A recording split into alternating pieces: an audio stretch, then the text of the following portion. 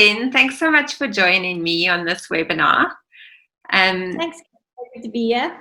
It's really exciting to speak to you, and I think we've had a few webinars around weaning that are seemingly quite technical, and that's all great and fine. But I think the reality is, at the end of the day, we've actually got to do this thing. We've actually got to wean our children practically and how to do it. And I couldn't think of anyone better than someone who's had 4 of her own children, and also just the differences in the journey. I think that is also really, quite key for moms, because the individuality of weaning is so important. Whether you're a mom with your only one baby and you're weaning your first baby, to understand that your baby will wean differently to your friend's baby or your sister's baby or someone else's baby, or how the book says. So I think your insights and just some nuggets and tips that you're going to share with us, I think is going to be so valuable, because I think that really just makes it so much more real. So as a mom of 4, you've gone through the journey. You've done it 3 times, and you're into the 4th round. So let's just talk about your oldest little one, Ty. You can just tell us how old she is, and maybe just what was it like to wean her as a first-time mom? Yeah, so Ty's, she'll be 10 in November, and I'm going to start by saying that right now, Ty eats almost anything. She's really adventurous, and she tries new foods, and I'm mentioning that because I am really surprised that I didn't totally mess it up with Ty. I had one weaning book back then, and it wasn't the most exciting weaning book, and so she ate very bland, very boring baby food. She was also quite adverse to texture, so we played it very safe with her. And I think my confidence as a mom was not very high back then, and so again we played it very safe. So yeah, like I said, I don't know how or why, but she eats everything now, and I didn't totally mess it up, which I'm very grateful for. That's so encouraging, because I think, I see quite a lot of picky eaters, and moms, the first thing they do is, what did I do wrong? And I think as moms, we always say that. I always say your baby's born and a bag of guilt comes with your baby.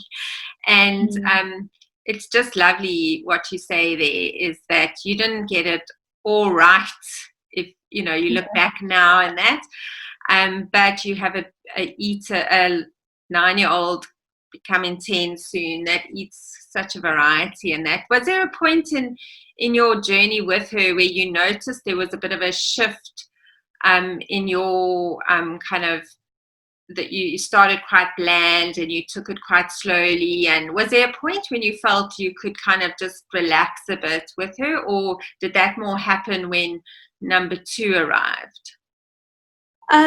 So there's one meal that stands out for me where we were having fish for dinner, and Ty must have been about 2 years old and still very picky and not eating. I think she was living off of 2-minute noodles and processed cheese.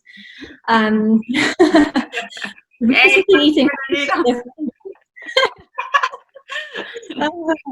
we were eating fish as a family, and Ty just wouldn't eat it, and my husband and I were trying to force her to eat it, and she just wouldn't eat it. And long story short, she ended up having a peanut butter sandwich for supper that night, and I think that really made me sit down and reflect on how I feed my family, and it played a huge role in a big change that we made, as in the way we eat as a family.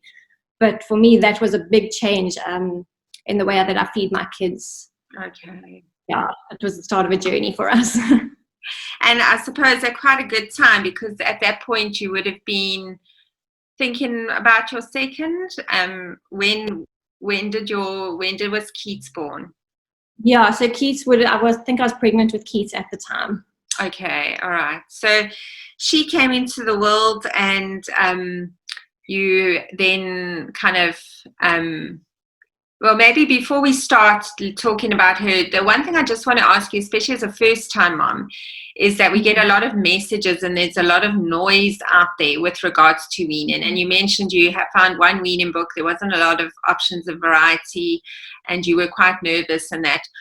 Just off the top of your head, what are one or two mixed messages that you find you heard then and maybe moms still hear today?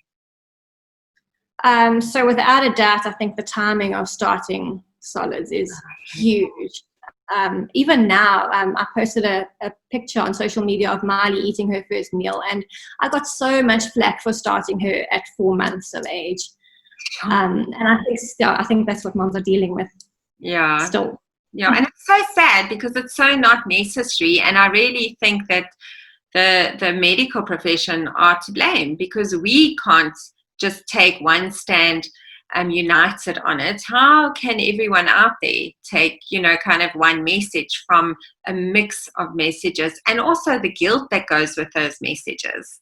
Like you said, you got flack for starting your baby at 4 months. It's so sad, just the judgments around the age of starting solids. I always say there's two major judgments when it comes to baby nutrition, and the one is, did you breastfeed or didn't you breastfeed? And the other one is, when did you start solids, And I think it's so sad and so unnecessary because it really should be such fun and such a enjoyable and intuitive driven process, Yes.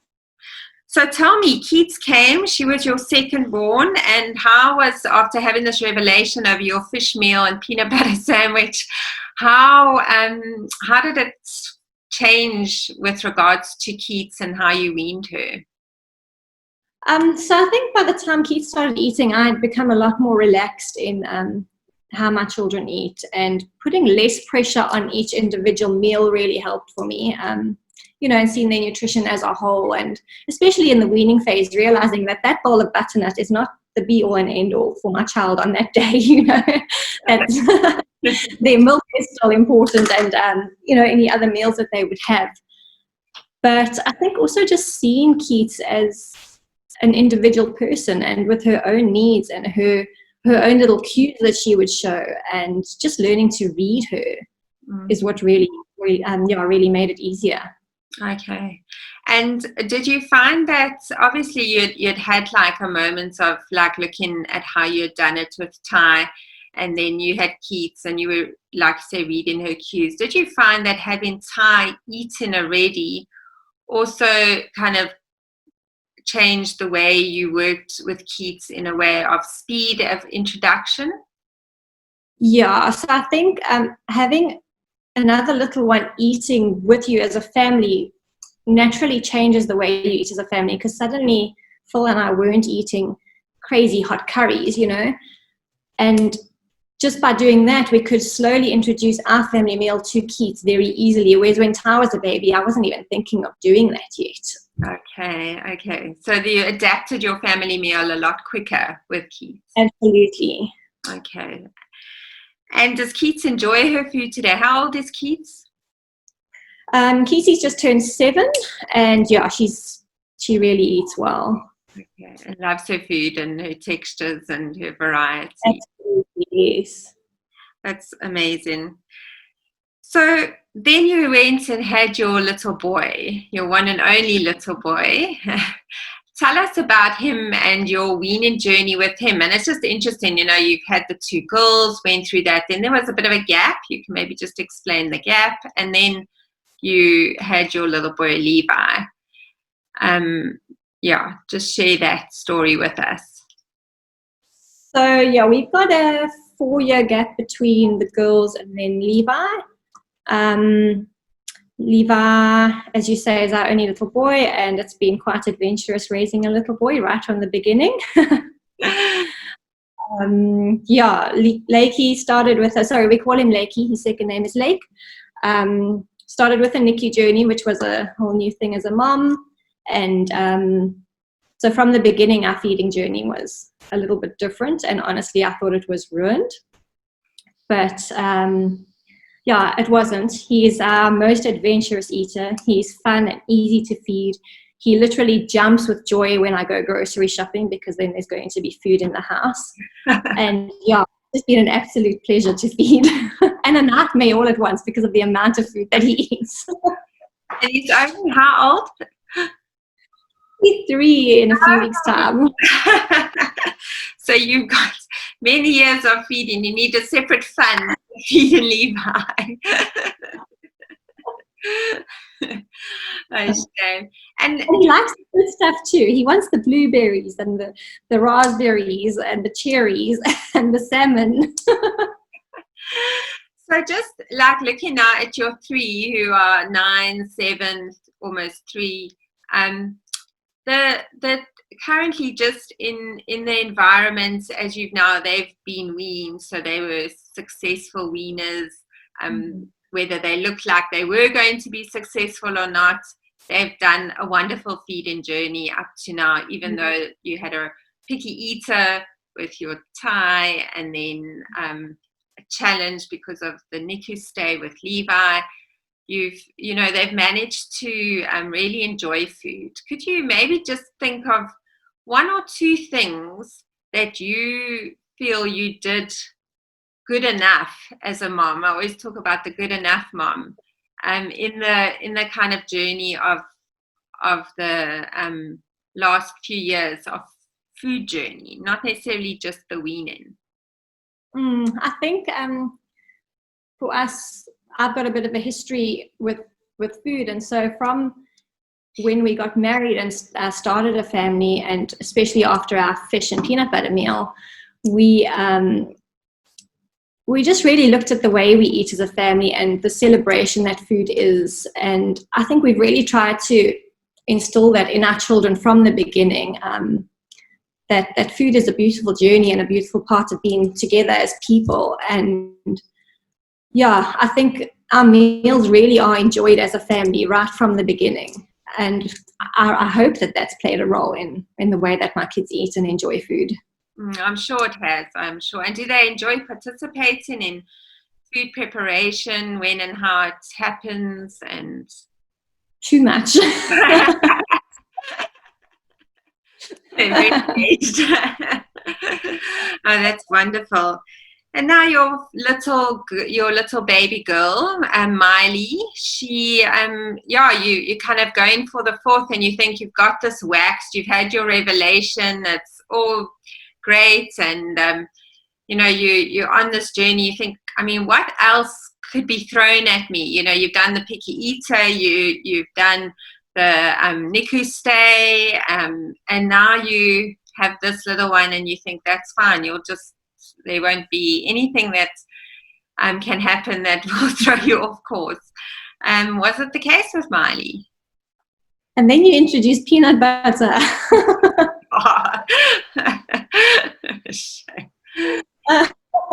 Yeah, so Miley, we picked up very early on that she seemed to have a cow's milk protein allergy. And so going into weaning, we did but we were more aware of allergies than what I've ever been with any of my kids. I don't think I've ever given allergies a second thought. And weaning was going really well. And then, as I said, we fed her peanut butter, and Miley vomited for the rest of the day. Needless to say, we haven't done peanut butter again, but it's opened my eyes to allergies, and we've had to take on a slightly different approach to weaning. Do you find after that experience, because before the peanut butter you had introduced some nut butter and she'd been fine, you'd introduced some egg and she'd been fine, so you were feeling quite confident and relaxed, and you were aware and you were prepared. But when the peanut butter incident happened, and I think what's really important to note here is that it still gave, even though she had a reaction, you could cope with it, you could deal with it. So, but even having said that, that reaction obviously wasn't pleasant and not something you really want your child to go through. How did it feel introducing then the rest of the high-risk allergen foods after that, or as you continue to reintroduce them now? Yeah, so I found after that, before introducing the peanut butter, I was kind of ticking everything off every 3 days or whatever it was when we were introducing the allergens. And after that, I felt like I really lost my courage. And I was a fourth-time mom, and I should have it waxed, but I was scared to introduce new foods again. And we really had to just bite the bullet and try something new again. Yeah, so I think that is the reality. I think with any experiences we have around the feeding, you know, or the questions sometimes that we have, did this cause this reaction, or did this cause my child to have a bad night's sleep, you know, when we introduce the food? And I think your bite the bullet attitude has been positive, because it's allowed you to go into the next step, because otherwise you actually do her a disservice by not continuing in on the weaning journey and introducing the allergens. Yeah, and at some point down the line, appropriately, you know, you will need to do the kind of testing and the introduction. Obviously, you've got cow's milk protein down the line and peanuts down the line, but in obviously very controlled settings and done differently. So the eating, Miley's eating and her enjoyment of food, if you now look at her, where she's at, I mean, she's still early days, but where she's at with this phase versus looking at the other three, would you say you're going in the same positive direction, or do you feel the allergies has almost taken you a bit back to a first-time mom phase? No, I wouldn't say we've gone back to a first-time mom phase. I think besides the initial loss of confidence and having to just adjust just the way, you know, the ingredients that we use, and not being able to put dairy into her food and not being able to use the nut butters, just changed some of the things that I maybe would have done in the past. But we're living in a time where other things are available, so readily available. Which is really great, and the information is available to us. And I think maybe I'm going a little bit off track here, but I think it's so easy when you hear that your child has got an allergy. It becomes very overwhelming, and you start reading all these labels, and you initially start thinking, what am I going to do about birthday parties and lunch boxes and play dates, and my child's not going to be able to live. And I think what's really helped me is to almost compartmentalize it and say, well, right now it's really easy for me to control what she's eating and what's going into her food. So let me use this time to learn, and whatever knowledge I gain and learn now is going to help me for the future. So forget about the future for now, and, you know, just use this time to learn and gain that knowledge. And that's really helped me in this just having an allergy child. Okay. Oh, I love that, Jen, and I think it's such a lovely way to end our chat together, because I think we can even extrapolate that into all weaning, whether your child has allergies or not, because I often find parents whose children are a little bit more sensory sensitive or a bit more slow to warm up, they start to panic about the future of their child's eating. I might even get a comment like, what's going to happen when he goes to school? And their child is like 6 months old. And I think, you know, it's such a natural thing for us to think like that, but it's not helpful. And so if as moms, whether you've got a child with allergies, whether you've got a picky eater, whether you've got an amazing eater, whether it doesn't matter what challenges you face, in live in the now and engage in the now and work with what you have now and what you know now and learn. Because like you say, every learning will be a step closer to building the ultimate goal, which is a child that loves food, celebrates food, able to be social around food and safe around food. That's ultimately what we want. Yeah. Thanks so much, Jen. Thanks for your time. It was so lovely chatting to you, and we wish you all the best for Miley's next part of her journey as you continue to introduce. Right. Okay, chat soon.